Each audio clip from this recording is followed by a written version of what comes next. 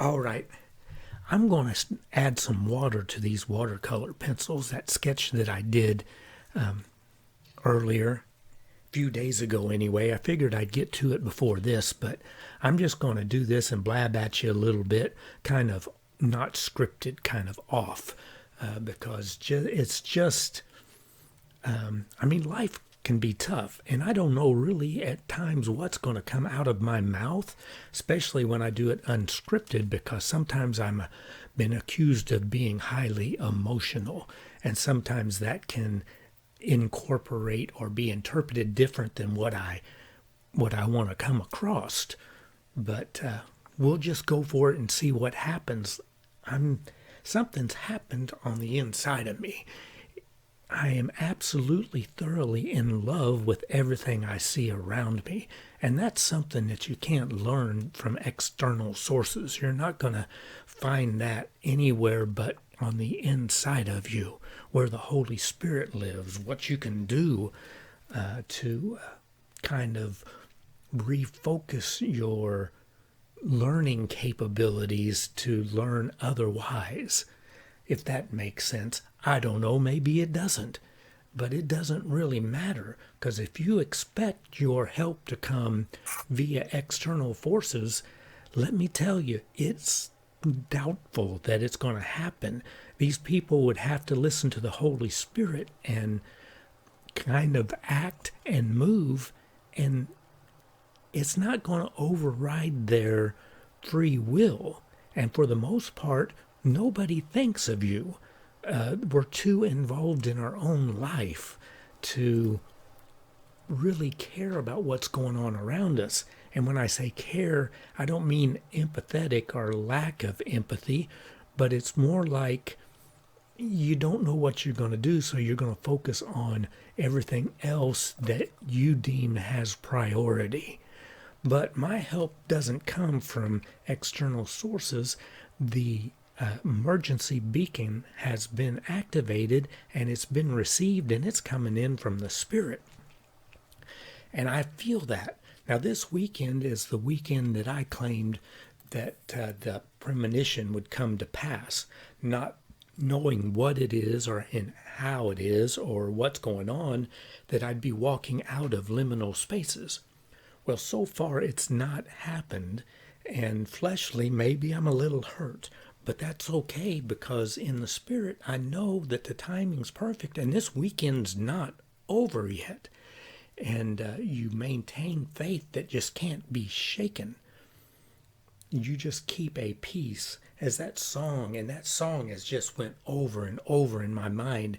Peace, peace, wonderful peace coming down from the Father above. I've caught myself singing that in my head as I go to sleep, as I wake up, as I draw, as I paint, as I ponder the ideas of what's the next move.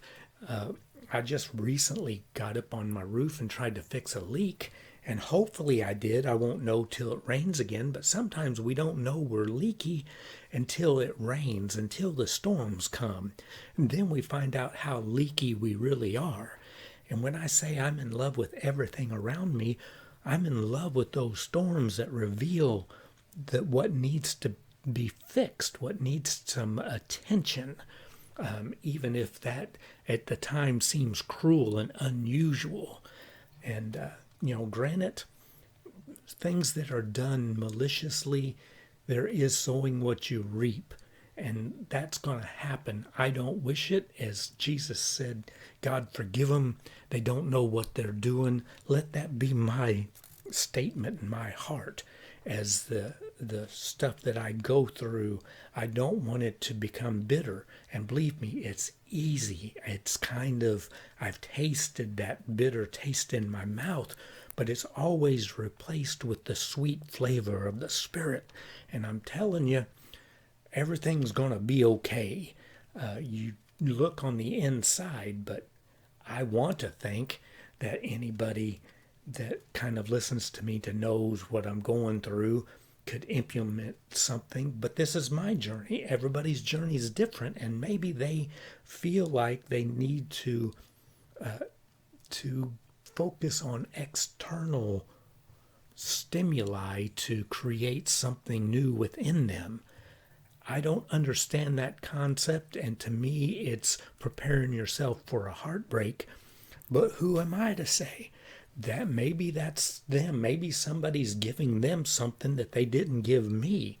But just like I'm not going to judge for that situation, I hope nobody judges me for my situation. It's easier said than done, though, if the truth's known and the things that I think about.